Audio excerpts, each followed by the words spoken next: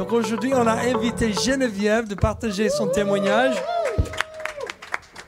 Donc Geneviève, voilà. Merci beaucoup. Oui, alors je vais vous donner mon témoignage de la puissance de Dieu. Je vais vous parler du miracle de la nouvelle naissance. Moi, je suis venue au monde et j'ai grandi avec un trou énorme dans mon cœur. Et en fait, en avançant dans la vie, je me rendais compte que rien ne pouvait combler ce vide. Je crois qu'on l'a tous et qu'il y a des personnes qui trouvent des choses pour combler un petit peu ce vide momentanément, notamment par exemple le matérialisme. Moi, je n'étais pas matérialiste, alors je ne trouvais pas mon chemin là-dedans. D'autres, c'est avec des choses qu'on dit nobles, le travail, les amis, le sport, je ne sais pas, plein de choses. Il y a des gens qui s'engouffrent dans ces domaines-là pour combler un peu ce vide. Ou alors les gens plus fragiles vont tomber dans les drogues, vont tomber dans des addictions, mais c'est toujours pour combler ce vide. Et moi, ce vide, comme rien ne le comblait, en fait, j'ai passé une grande partie de ma vie dans l'autodestruction véritable.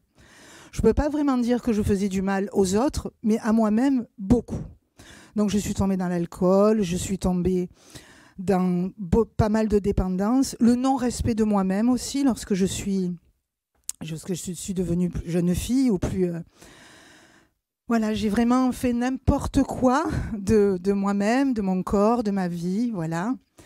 Et puis aussi, à un moment donné, j'étais tellement dans ce processus de destruction que je suis allée choisir un monsieur qui est devenu le papa de ma fille, qui allait, terminer ce processus, parce que c'était quelqu'un d'extrêmement toxique et nocif. Et puis un jour, j'étais vraiment au bord du suicide. J'étais vraiment au bout de ce processus, comme je disais, d'autodestruction. Je ne connaissais pas Dieu, j'étais athée, personne ne m'a parlé de Dieu dans mon entourage. Peut-être, comme Matt a dit un jour, quelqu'un priait pour moi quelque part, mais je ne sais pas. Toujours est-il que j'étais dans mon salon et je me suis littéralement effondrée. Je me suis effondrée, j'ai vécu un brisement, mais salutaire. Mais dans ce brisement, une force m'a poussée, parce que je dis vraiment une force, parce que je ne sais pas d'où ça vient. J'ai commencé à demander pardon. J'ai commencé à demander pardon et j'ai commencé à pleurer, j'ai commencé à me répandre. Et j'ai lu après dans la Bible que j'ai été un peu comme cette femme qui a lavé les pieds de Jésus avec ses larmes. J'ai été vraiment complètement par terre, liquide. Il y avait plus de... j'ai été un océan de larmes. Et j'ai commencé à... Et des choses sont remontées en moi que j'avais oubliées. Mais le Seigneur me les a mis devant comme une vision. Mais en même temps, ce n'était pas accusateur. Il a commencé à se passer quelque chose. Le Saint-Esprit a commencé à rentrer dans la maison. Je l'ai compris après. Parce qu'en fait, le Seigneur, au fur et à mesure que je me repentais, il commençait à me montrer son amour.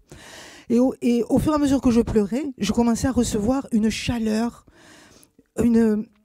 J'ai commencé à être dans un bain d'amour. Donc c'était complètement surnaturel. Je peux témoigner dans ce processus de salut de la présence de Dieu. Je ne l'ai pas vu, mais sa présence était ultra puissante dans la pièce. Et ça a duré quelques heures comme ça. Et en fait, dans la suite, je me suis dit, qu'est-ce qui vient de m'arriver là en fait? Qu'est-ce qui s'est passé? J'ai senti que quelque chose sortait de moi-même. J'ai senti que j'étais libérée du fardeau du péché. Et j'ai senti une paix, quelque part qui ne m'a jamais plus quittée. C'est une paix qui est là, constante. C'est comme un alignement qui s'est fait, je pense, avec le ciel. Et le Seigneur m'a relevée. Et à partir de là, de ce jour-là, ma vie a été totalement transformée. J'ai compris que c'était Jésus.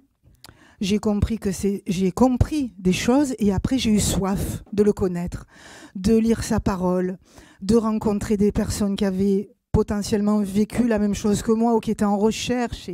Et Dieu et je le remercie de tout mon cœur de m'avoir amené dans cette église où règne le Saint-Esprit, où règne l'amour de Dieu, où règne la beauté de l'évangile. Et moi, ce que le Seigneur m'a transmis, m'a appris, c'est vraiment d'embrasser sa grâce, d'épouser sa grâce, son salut, de rentrer dans tout ce qu'il a fait pour nous, puisqu'il a tout accompli, de nous faire entrer dedans. Donc il m'a redonné ma dignité que j'avais perdue, il m'a redonné une sorte finalement de virginité, mais voilà, du ciel, quoi. Il m'a rendu le goût de l'équilibre,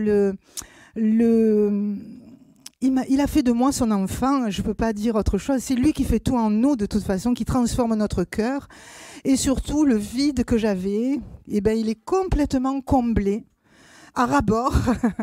Voilà, j'embrasse cet amour de Dieu, la joie qu'il donne, la paix qu'il donne. Je ne veux rien rater de plus de 40 ans de ma vie où j'étais dans la fosse. Il m'en a sorti, il m'a transféré du royaume des ténèbres au royaume de la lumière.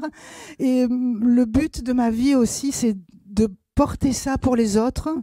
Parce que j'ai un cœur à... C'est comme si voilà, on avait le médicament pour le cancer spirituel et on dit, voilà, va voir Jésus et il va te guérir de tout. Il va tout guérir dans ta vie, il va tout résoudre. Et voilà, nous servons un Dieu merveilleux. Et aujourd'hui, je profite de témoigner, de le remercier encore. Je ne pourrai jamais assez le remercier pour tout ce qu'il pour tout ce qu'il est, pour tout ce qu'il... Voilà, pour tout. Voilà, je vous mon témoignage.